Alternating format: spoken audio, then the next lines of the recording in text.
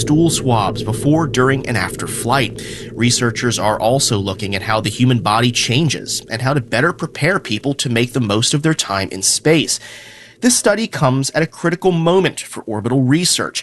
NASA announced plans to retire the International Space Station in the next decade and wants the commercial sector to build private space-based platforms for research. Axiom is one company doing that already, and others like Blue Origin and Voyager Space are working on stations of their own.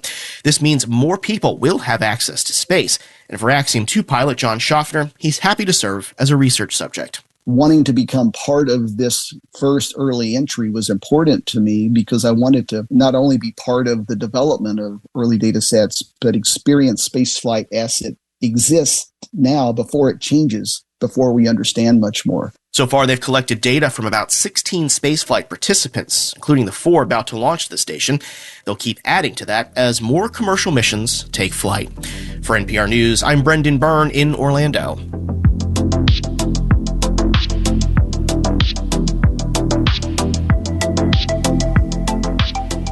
This is Morning Edition from NPR News. I'm Michelle Martin. And I'm Steve Inskeep.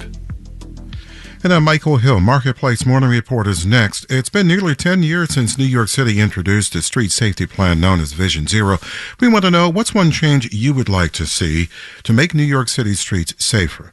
Niall Fazell called in to say he would like more enforcement of existing laws concerning e-bikes, especially on the bike path along the Hudson Park.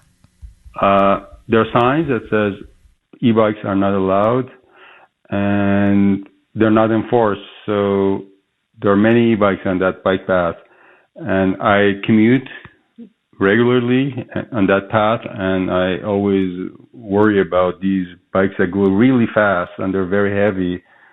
If they hit you, you're going to get injured. Tell us one change you would like to see. Let us know. Email us a voice memo at yourvoice@wnyc.org. That's your voice, all one word, at wnyc.org. You can also record yourself right on our website at wnyc.org/share. Include your name and where you live. We might use your voice right here on WNYC. 19 and clear now. It's cold out there.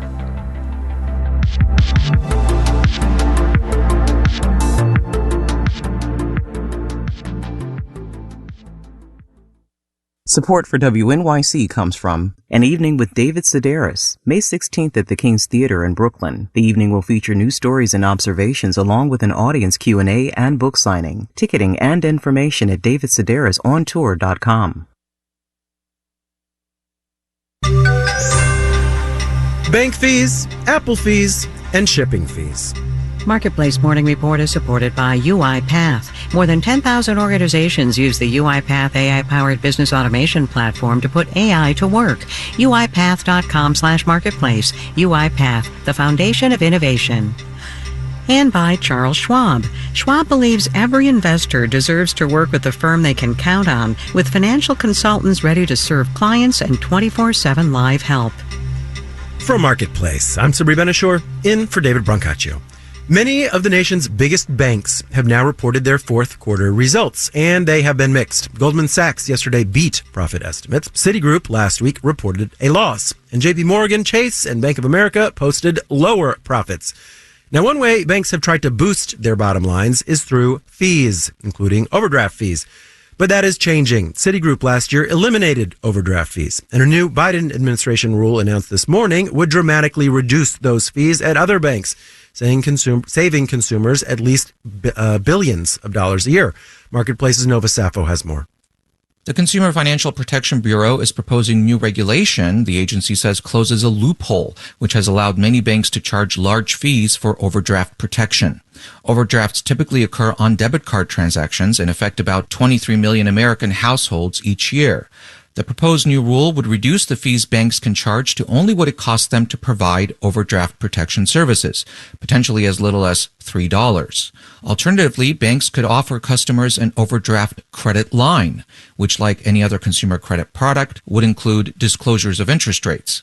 That would be a change from current practice at many of the nation's largest banks.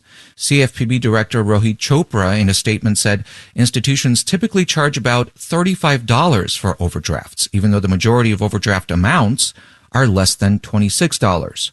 If that was a typical consumer loan, such as a credit card balance, the annual percentage rate would be 16,000%. I'm Nova Savo for Marketplace. If you have an app on Apple's App Store, you got to use Apple's payment system, from which it takes a hefty commission, 30%. Those have been Apple's rules up till now, and people who make apps do not like them. That has been a big part of a long-running legal battle between Apple and Epic Games, the maker of Fortnite. Epic has argued Apple is being monopolistic. David Nieborg is a professor at the University of Toronto. Apple created a goose that lays billion-dollar eggs, and one could see why they fight tooth and nail to prevent any kind of change. Well, yesterday the Supreme Court declined to hear appeals from both Apple and Epic in that legal battle, and the long and short of it is that some changes are coming to Apple's App Store. Apple will now allow developers to use other payment systems. Doesn't have to be Apple's, but it isn't making that convenient, and it will still technically charge a commission. I say technically because Apple also says it might not be able to enforce that commission. These changes apply just to the U.S., though. So outside of the U.S. jurisdiction, Canada, other big markets, and Europe, the battle continues unabated. And one would hope, if you're an independent developer, that the larger developers such as Epic use their position of power to fight Apple, because if you're a small developer, you don't want to fight Apple. You're always going to lose. And Epic Games says it will be fighting the new rules in the U.S. too, so the legal battle here is also far from over. All right, let's do the numbers. Dow, S&P, and NASDAQ futures are all down around 0.4%. Dow futures down 144 points. The yield on the 10-year Treasury is 4.061%. A federal judge in Boston yesterday sided with the Biden administration and blocked JetBlue Airways from buying Spirit Airlines, the nation's largest low-cost airline, saying the $3.8 billion deal would reduce competition and raise airfares. JetBlue and Spirit say they are considering whether to appeal the decision. JetBlue stock is down 2.5% in pre-market trading.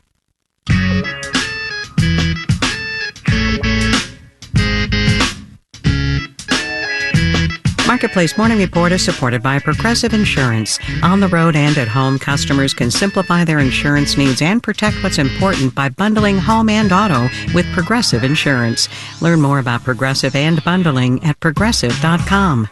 And by C3 Generative AI, verified traceable answers, secure, hallucination-free, LLM-agnostic, IP liability-free. Learn more at c3.ai. Ocean shipping rates have gone way up in recent days, largely because Yemen's Houthi rebels continue to attack ships in the Red Sea. Marketplace's Samantha Fields reports. About a third of global shipping typically passes through the Suez Canal and the Red Sea. But now, because of the attacks, more than 90% of ships are avoiding the route. Emily Benson at the Center for Strategic and International Studies says that's one reason shipping containers is getting more expensive. One of the biggest costs is time from point A to point Z. It can take about 2 weeks longer for goods to transit around Africa, for example. For ships that are still passing through the Red Sea, insurance has also gotten more expensive because of the attacks. But Benson says, for context, even though shipping rates have more than doubled in recent weeks, they're still significantly below where we were in 2021, 2022. So this is nothing like what we experienced during COVID-19. At the height of the pandemic, shipping rates skyrocketed from less than $1,500 for a 40-foot container to more than $20,000 at one point. Now they're averaging around $3,000, though it depends on the route. It's important to realize that shipping rates go up and down. Christine McDaniel at the Mercatus Center at George Mason University says companies know this and generally price some amount of volatility in. That's why she says it usually takes a while before increases in shipping rates trickle down to the prices we as consumers pay for things. It usually affects producer prices first and then consumer prices later, but we're not there yet. Especially in the U.S. Mukul Krishna at Frost & Sullivan says it's a bit of a different story in Europe. Right now, Europe is being impacted a lot more than North America, largely because most of Europe's shipping comes through those channels. But Krishna says most companies he's talking to aren't that concerned about these higher shipping costs, at least not yet. They are not, as of now, seeing any long-term impact. As of now, being the key word over here. Because he says if the conflict drags on or spreads, that could change. I'm Samantha Fields for Marketplace. And in New York, I'm Sabri Benishore with the Marketplace Morning Report.